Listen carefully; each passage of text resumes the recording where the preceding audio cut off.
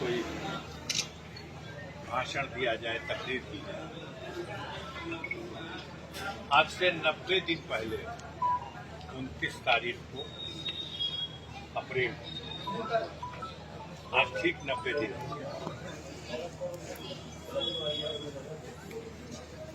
आप लोगों को खबर मिली होगी, मुझे एक मुकदमे में 4 साल की सजा का ऐलान हुआ और फिर जेल जा। अब हाईकोर्ट से जमानत हुई और आज 90 दिन के बाद हम जेल से रिहा हुए हैं।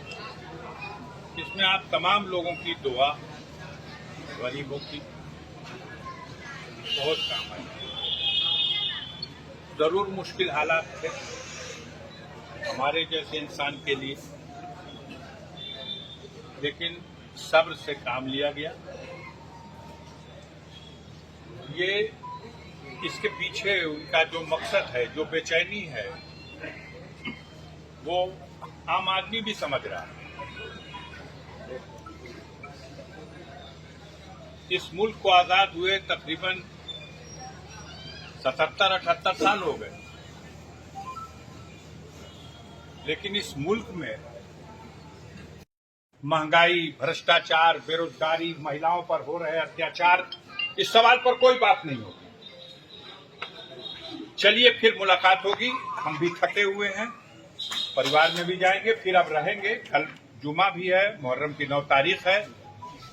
बड़े अमन व अमान से आप लोग मुहर्रम के इस त्योहार को जिस तरह से मनाते हैं, अपने रस्मों के हिसाब से मनाइएगा, लेकिन अमन व अमान से और भाईचारे के माहौल। अगर सुप्रीम कोर्ट से इंसाफ मिल गया, वो सजा स्टे हो गई, तो हमारी सदस्यता भी बहाल हो जाएगी। और अगर वो नहीं हुआ, तब उस कंडीशन में दोबारा यहाँ बाई इलेक्शन होने की संभावना है। ये लोग अपनी साजिशें कर रहे हैं, परेशान हैं।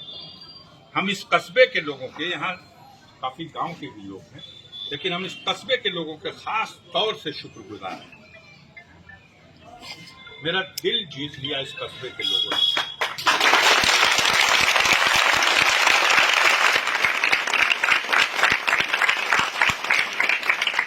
हम जब जेल गए तो सबसे ज्यादा अगर फिक्र मुझे कोई सता रही थी तो एक फिक्र थी कि हमें बंद किया गया है 5 दिन के बाद नगर पालिका का चुनाव है, और बहुत दिनों से इनका मंसूबा, इस तरह की जो ताकतें हैं। ये जिले में पिछली बार 2 सीटें जीते थे और 4 सीटें हम लोग के पास थी। सादात में और गाजीपुर सदर 2 ही सीट थी। इस बार भी इनकी 3 ही सीट है और इस बार भी आप 4 सीट जीतने में कामयाब हो गए। और मोहम्मदाबाद में बड़े शानदार ढंग से आप लोगों ने अपने कैंडिडेट को जिता लिया। मैं इसके लिए सबको मुबारकबाद देता हूं, रईस साहब को भी मुबारकबाद देता हूं।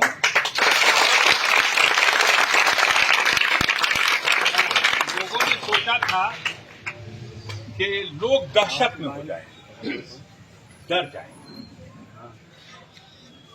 और मैं कह नहीं सकता था, लेकिन मैंने देखा कि लोग डरे नहीं। और यही आज कहना चाहता हूं कि ये सारी कार्रवाई सिर्फ गरीब और कमजोर लोगों को डरा देने के लिए है कि डर जाओ, तुम गुलाम हो। और ये वोट उन लोगों की है जो लोग, बात नहीं है 2-4 महीना और ये जालिम हुकूमत में बैठे हुए और उनके लोग जितना जुल्म कर रहे हैं, कुदरत की तरफ से एक विकल्प बन गया है। और यकीन मानिए वो विकल्प इनकी नींद हराम कर चुका है। जो एक विकल्प तैयार हुआ विपक्षी दलों का, वो 24 में किसी भी कीमत पर ये लौट के आने वाले नहीं है। इनका खात्मा, इनकी हुकूमत का खात्मा होना निश्चित है। अब वो बेचैनी में, इस दौर में जितने लोगों का गला काट गए, तो हम भी अपनी एक कुर्बानी देने को तैयार हैं। कोई बात नहीं है, लड़ाई लड़ा जाएगा, आवाज मेरी दबाई नहीं जा सकती। अभी मैं जाऊंगा सुप्रीम कोर्ट। राहुल गांधी की भी जमानत तो मिल गई, लेकिन उनकी सदस्यता समाप्त हो गई, क्योंकि सजा उनकी 2 साल से ज्यादा की है। आजम खान साहब, अब्दुल्ला खान साहब, सजा 2 साल और उससे ज्यादा की होगी।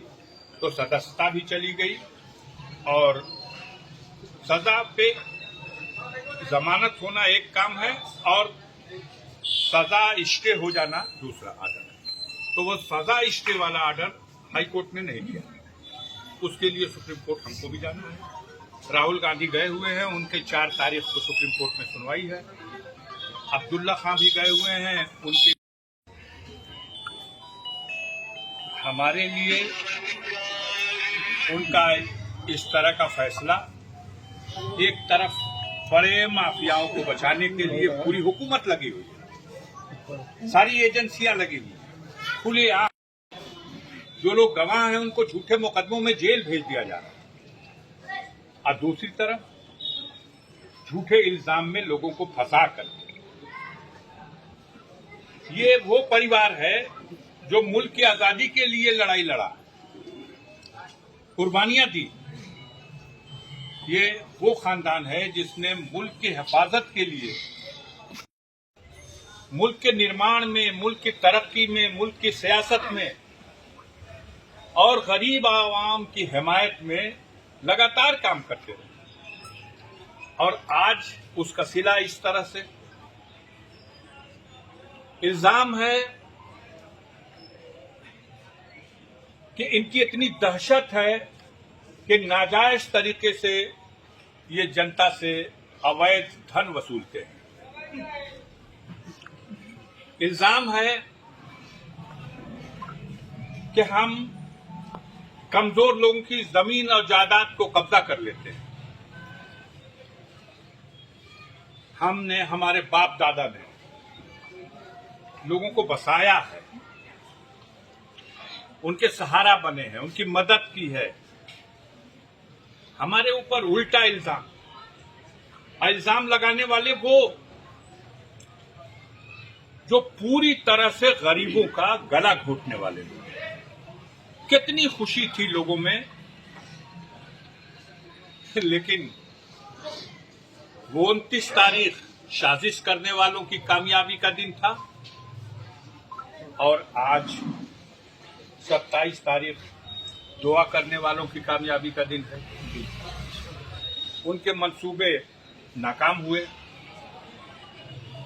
लड़ाई खत्म नहीं हुई, अभी हमें सुप्रीम कोर्ट जाना है। और ये लड़ाई सिर्फ मैं नहीं लड़ रहा हूं, इस मुल्क में हमारे जैसे बहुत से ऐसे लोग, अपने सूबे में देख लीजिए, आजम खान साहब के साथ इसी तरह के हालात बने, उनके बेटे की सदस्यता खत्म, आजम खान की सदस्यता खत्म, 3 मामलों में सजा की होती है कि सदस्यता न खत्म हो। अभी इसी हफ्ते भारतीय जनता पार्टी के एमपी की सजा हुई है, थाने में घुस के लूटपाट करने और मारपीट करने की थी, 1 साल की सजा, ताकि सदस्यता भी न समाप्त हो, जेल भी न जाना पड़े। और हमारी 4 साल की सजा इसलिए कि सदस्यता भी समाप्त हो जाए और जेल भी जाना पड़े।